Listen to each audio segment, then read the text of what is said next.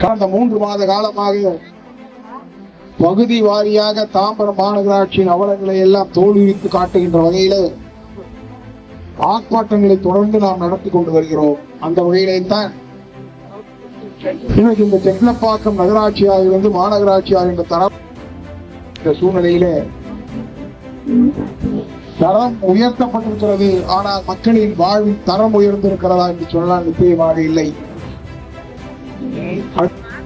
ஆனால் இன்றைக்கு 5 பேரூராட்சிகளையும் 5 நகராட்சிகளையும் ஒருங்கிணைத்து மாநகராட்சியாக தரம் உயர்த்தி இருக்கிறார்கள்.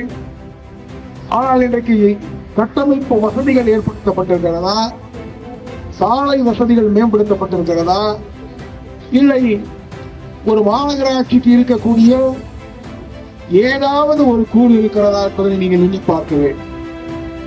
இன்னைக்கு மாநகராட்சியாக உயர்த்தப்பட்டு மக்கள் அனுபவிக்கக்கூடிய ஒரே விஷயம் எது என்று சொன்னால் சொத்து வரியை உயர்த்தி இருப்பது மட்டும்தான்.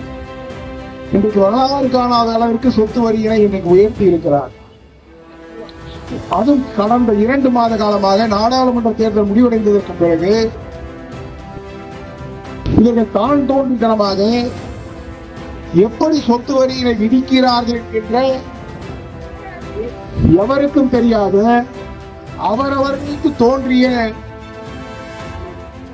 கண்ணை மூடிக்கொண்டு வரியினை உயர்த்திக் கொண்டிருக்கிறார். இன்னைக்கு நாட்டு மக்கள் ஸ்டாலினுக்கு வாக்களித்து இந்த 3 ஆண்டு காலத்திலே பல அவலங்களை சந்தித்துக் கொண்டிருக்கிறார். அருமை பெரியவர்களை, இன்னைக்கு இந்த சிட்லப்பாக்கம் பேரூராட்சியாக இருந்தாலும் சரி, செம்பாக்கம் நகராட்சியாக இருந்தாலும் சரி, மக்கள் நினைக்கக்கூடிய எண்ணுகின்ற விஷயம் என்னவென்று சொன்னால், இது ஏற்கனவே இருந்தால் போல் பேரூராட்சியாகவே இருந்திருக்கலாம், நகராட்சியாகவே இருந்திருக்கலாம், மாநகராட்சியாக ஏன் தரம் உயர்த்தப்பட்டது என்கின்ற எண்ணம் தான் இன்றைக்கு மக்களிடையே எழுந்திருக்கிறது. பல்வேறு அவலங்களை நாட்டு மக்கள் சந்தித்துக் கொண்டிருக்கிறார். எனக்கு முன்பு பேசிய அன்பு சகோதரர் டி.கே. சின்னையா அவர்கள் சொன்னார், அம்மாவுடைய ஆட்சி காலத்தில் இந்த தொகுதியிலே அனைத்து பூங்காக்கள், ஏன் பல்லாவரம் தொகுதியில் இருக்கக்கூடிய அனைத்து பூங்காக்களும் டெண்டர் விடப்பட்டு பராமரிப்பதற்காக அங்கு ஆட்கள் நியமிக்கப்பட்டு முறையாக சம்பளம் வழங்கப்பட்டு அழகாக மக்கள் பயன்பாட்டிற்கு இருந்தது. ஆனால் இன்றைக்கு அத்தகைய நிலையில இருக்கிறதா என்று எண்ணி பார்க்கிறேன். கடந்த மாதம் கூட நானும் மோகன் அவர்களும் சாந்தகுமார் அவர்களும் சகோதரர் கிளாசிக் சந்திரன் அவர்களும் இங்கே அருகே இருக்கக்கூடிய ஒரு பூங்காவிலே நாங்கள் சென்று பார்த்தோம். அந்த பூங்காவில் முழுவதுமாக மது பாட்டில்கள் நிறைந்திருக்கிறது தொழிய அந்த செடிகளும் மரங்களும் வெட்டப்பட்டிருக்கக்கூடிய அவலத்தை எங்களால் அங்கே பார்க்க முடியும்.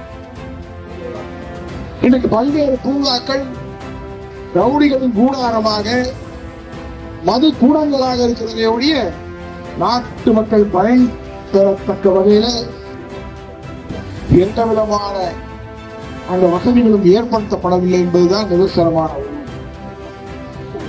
இங்கே அருகே இருக்கக்கூடிய அம்மா உணவகம், நாங்கள் கூட கொரோனா காலத்திலே அருமையினர் எடப்பாடியார் அவர்கள்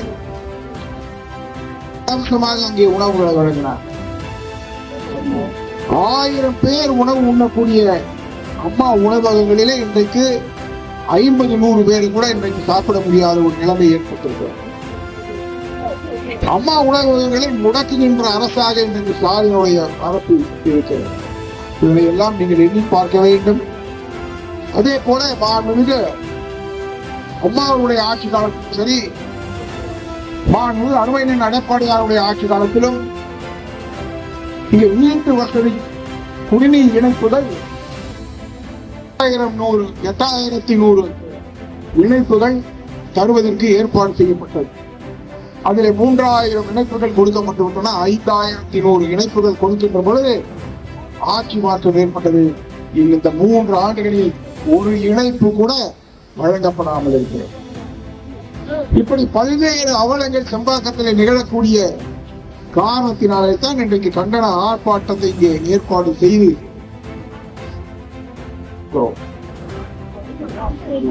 நாட்டு மக்கள் எப்பொழுது இந்த ஆட்சி ஒழியும் என்கின்ற ஏக்கம்தான் அவர்களுக்கு வெளிப்படுகிறது. அருமை பெரியவர்களை, தாய்மார்களை, இப்படிப்பட்ட ஒரு மோசமான ஆட்சி இன்றைக்கு நாடு சந்தித்துக் கொண்டிருக்கிறது. இந்தியாவில் எத்தனையோ மாநிலங்கள் இருக்கின்றன, இவற்றில் எல்லாம் எத்தனையோ முதலமைச்சர்கள் இருக்கிறார்கள். ஆனா மோசமான முதலமைச்சராக ஸ்டாலின் அவர்கள் இருக்கிறார். எனவே இந்த ஆட்சியை அகற்றுவது என்பது தமிழர்களுடைய ஒவ்வொருவருடைய கடமை என்பதை இந்த நேரத்தில் நான் தெரிவித்துக் கொள்கிறேன். மாநகராட்சி முழுவதும் இன்றைக்கு கால்நடைகள் சாலைகளிலே வலம் வந்து கொண்டிருக்கின்றன. போகிறவர்களை படிக்கக்கூடிய நாய்கள் நிறைந்திருக்கின்றன. ஆங்காங்கே குப்பைகள் குவிந்து கொண்டிருக்கின்றன. அம்மாவுடைய ஆட்சி காலத்தில், அருமையான எடப்பாடி அவருடைய ஆட்சி காலத்தில் எல்லாம் இல்லாமல் இருந்தது. ஆனால் இன்றைக்கு ஸ்டாலின் அவருடைய அரசு அவருடைய கட்டுப்பாட்டிலே இல்லை. அதுதான் நிதர்சனமான உண்மை. இன்றைக்கு பல்கலைக்கழக வாயிலாக இன்றைக்கு ஆட்சி நடைபெற்றுக் கொண்டிருக்கிறது. ஸ்டாலின் அவர்கள் இப்பொழுது அமெரிக்காவில், இன்றைக்கு காலையிலே கூட நீங்கள் பார்த்திருப்பீர்கள், சமூக வலைதளங்களிலே அவர் மனைவியோடு நின்று கொண்டு எடுத்துக் கொண்டிருக்கிறார்கள். அங்கே சென்று உடற்பயிற்சி மேற்கொள்கிறார். அங்கே அவர் தமிழர் கூட இல்லை, அமெரிக்கர்களோடு ஐக்கியமாகிவிட்டார். அவருடைய உடைகளை எல்லாம் நீங்கள் பாருங்கள். இப்படிப்பட்ட ஒரு முதலமைச்சர், ஒரு ஒப்பனை முதலமைச்சர் இந்த நாட்டுக்கு தேவையா என்று நீங்கள் எண்ணி பார்க்க வேண்டும். மிக அருமையான எடப்பாடியார் அவர்கள் பல்வேறு அற்புதமான திட்டங்களை எல்லாம் அரங்கேற்றினார். நன்றி, வணக்கம்.